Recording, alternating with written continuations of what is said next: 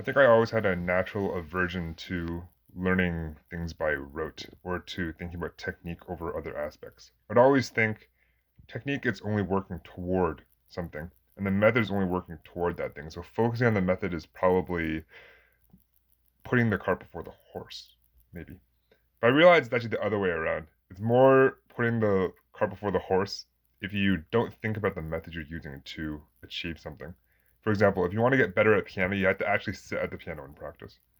And if you want to get better at writing or write your great masterpiece, whatever, you have to actually put pen to paper or put your fingers on the scissor key switches. So you have to make sure that you actually spend enough time putting in your dues so that you can actually get the results you want.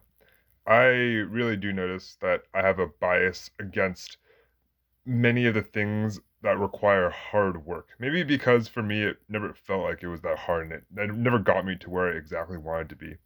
But I keep taking for granted the fact that I have to actually know these base skills before I can build outward from them. A good example is when I was learning piano, I found it fairly easy to read notes. It never was an issue for me.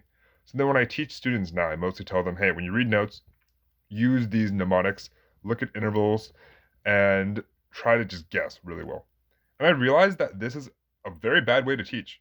In fact, this is what struggling readers do in many languages. They'll purely try to guess instead of actually having the micro skill to look at a word and know exactly what it is, or to think of a word and know exactly how it's spelled.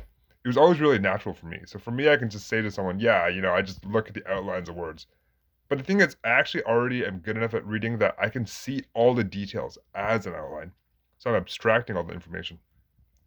And this came from me actually having developed the skills, however easy it might have been, before I could move on to all these other areas of expertise or knowledge. So I do think that as a piece of criticism to myself, I have to not only focus more on the rote tasks and the algorithms myself, but also encourage this in my own students.